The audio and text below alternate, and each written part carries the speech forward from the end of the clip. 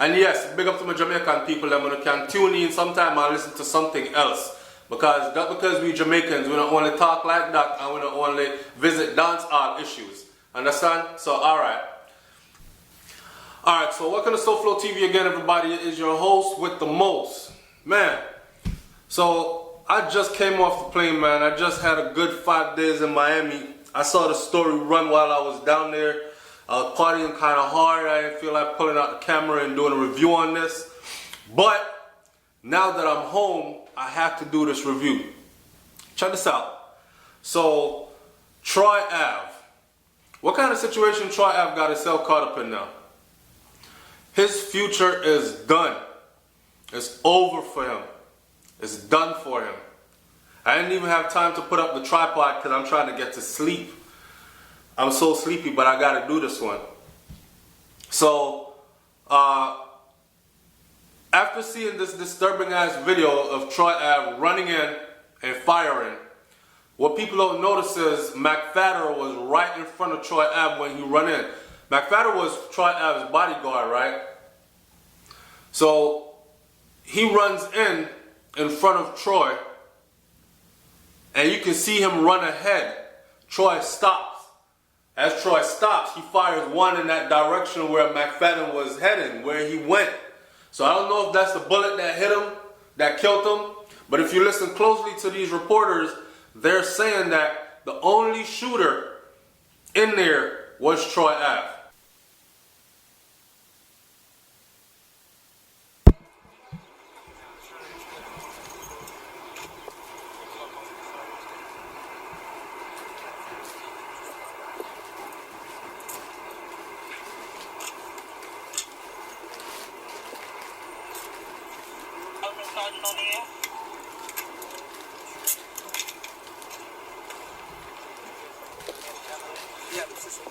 Troy, is there anything you want to say to the McFadder family?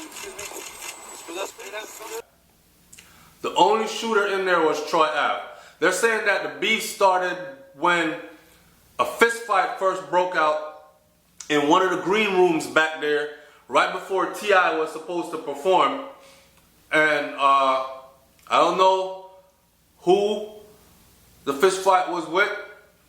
People are saying that it was Maino and Troy Ave, and Troy Ave got roughed up, and they got the best of him, and he took it another way. Well, there's only one way to take shit when you get your ass beat. So he didn't take too kindly to it, so the guns came out. He went in there firing.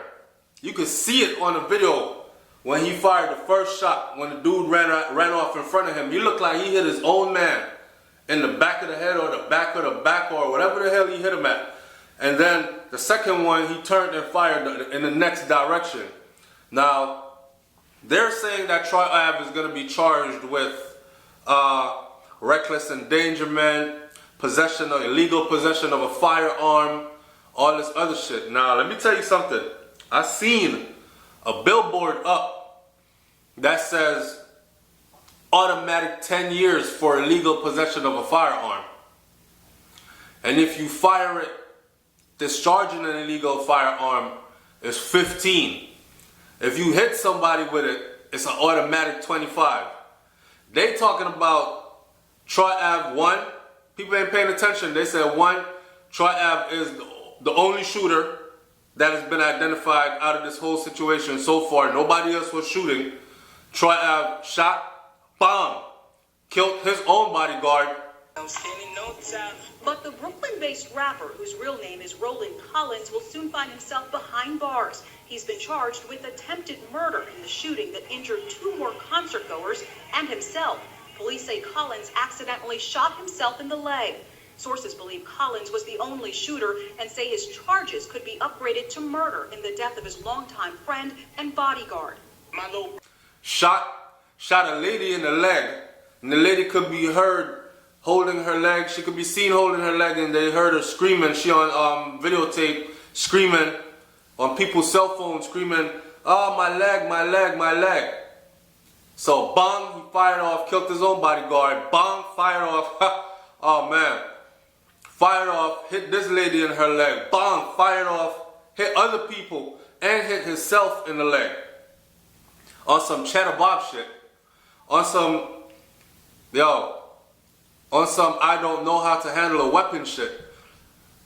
The shit that's deep to me in this is, I don't want to call out T.I. and say T.I. always been associated with these types of sacrifices, because that's all this shit is. You understand?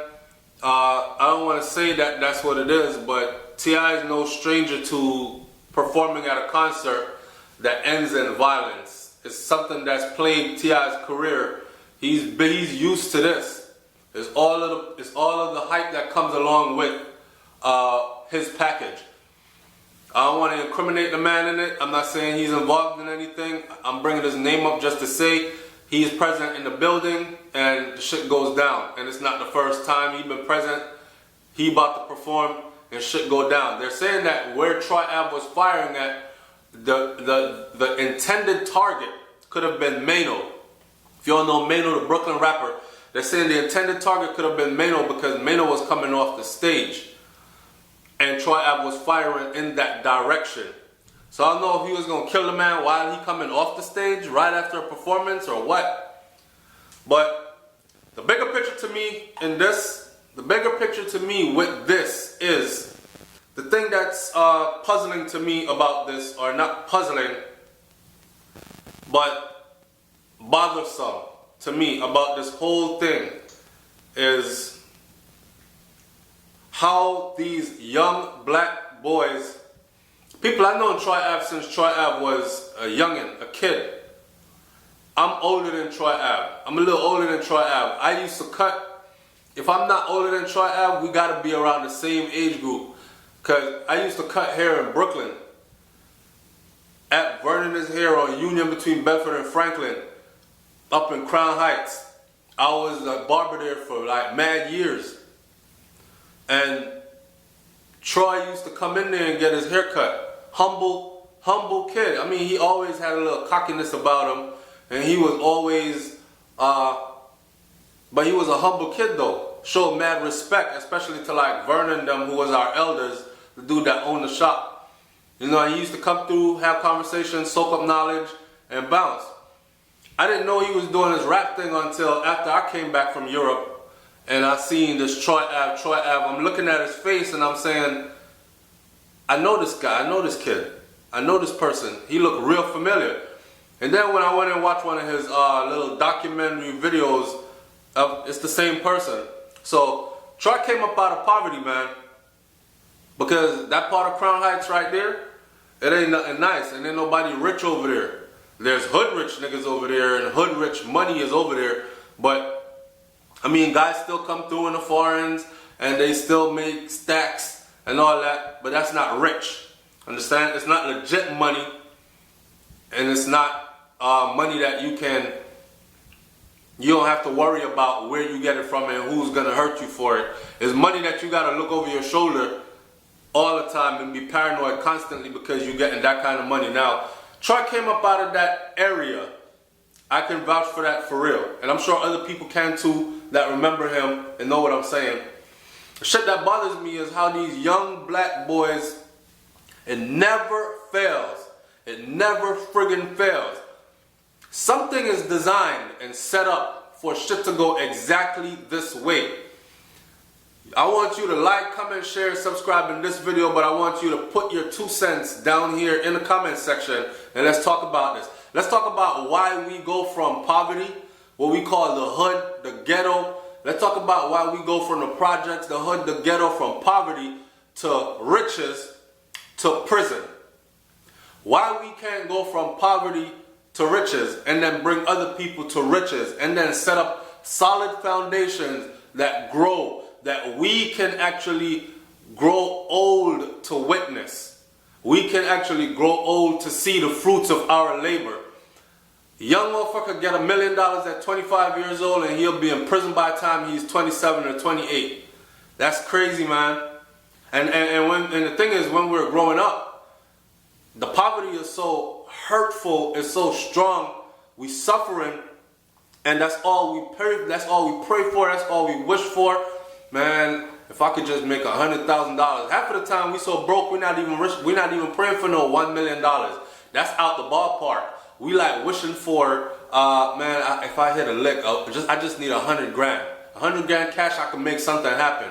And you have all these ideas. If I get 100 grand right now, the first thing I would do, I would open up a business here, and then I would open up another business there, and I would do this and I would do that. And if I'm into my music, I'll take my music on the road, properly produced mixtape, and start making connections and hopefully get a good record contract. And if you're an artist or if you're an author and you write books, I'm gonna self-publish my books and I'm gonna become something. All that shit goes out the window. Motherfucker go from broke, poverty, to getting money, serious amounts of money, to prison. Can't leave this gangster shit lifestyle alone. That fucking lifestyle that is destructive to our people, destructive to our children, they can't leave it alone. And it ends up being the death or the destruction of them. Now, to watch Troy Ave come out that car, because he was released from the hospital, had to go sit before a judge, and then off to a jail cell. The whole time he's handcuffed, you can hear them taking him out the car and he's going, ooh, ooh, ow, ow, ow, ow. He's in pain. Shot off your own leg, man. Shot off your own leg, killed your own bodyguard, shot other people. Like, it's crazy. It's crazy how we do that. No one else is doing that. Watch them white kids that make it into the music and entertainment world. When they make it into the music and the entertainment world, it's the start of something that's gonna last for a long ass time for them. Because once they make it in, and I want to know why. I want to know why they go from poor people, just like how we come from being poor.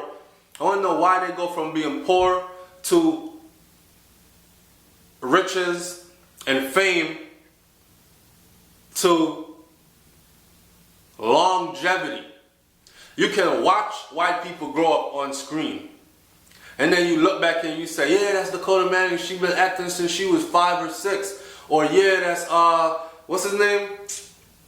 That's Leonardo DiCaprio. Remember from he was eating Gilbert's grapes?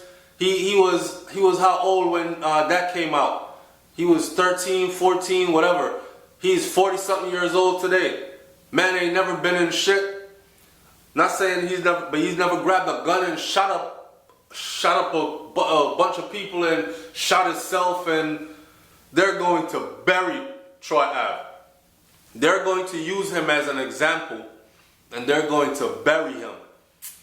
He should know that his days are over. You can see the worried look in his face. I know he knows his days are over. I know he knows. I just explained to you the kind of charges they give for just the possession, illegal possession of a firearm. Then you bust off that illegal firearm in a crowded environment, injuring 2 other people and killing 1. And they're saying that you're the only shooter in the building. So if you was the only shooter in the building, because when I see this shit in Miami, I was thinking to myself, is he the only shooter in the building, or was he firing on somebody that was trying to shoot him? But no, it looks like Troy Ave was the only shooter in the building according to what I'm hearing, and he was trying to get somebody. And it ended up turning into something that he's going to have to deal with for the rest of his life. I guess he threw away his whole life just like that for no reason. I don't have the full scoop on the story, people. Go look up the story, grab all your information from different angles, piece it, and put the shit together for yourself, and then you'll be able to see what is what. I know for a fact it is way deeper than what lies at the surface here. Okay, and I'm sure that more will come out later on. But as of now, Troy Ave is FKD. It's over for him. It's over for him. They're going to fry his ass. Look at Bobby Shmurda. They didn't see Bobby on no damn camera firing no gun. They don't have nothing on Bobby Shmurda, but yet still he been sitting. They at the height of his takeoff. They snatched him up. And he's been sitting there ever since. And all he keep getting is days pushed back and pushed back. And then they finally just hit a couple of his people. They hit one of them with some football numbers. Then they hit another one with like 80-something years. So you can imagine what they're going to do to Troy Ave. And they have him on video actually firing off the weapon. He's done. It's SouFLoTV, man. Like, comment, share, subscribe. Leave it down here in the comment section and let's talk about how us young black men go from poverty to financial wealth, stardom, fame. The money comes with it, and lots of money comes with it. And we go from that to prison. How and why? Alright? I'm out. Y'all stay tuned for the next videos. The next videos, we got other videos coming up. We're going to be talking about Vibes Cartel appeal process. We're going to be talking about the box. We're going to talk about a lot of things. It's SouFLoTV, man. I'm up out of here. I'm about to go get some sleep. I'm out. Peace.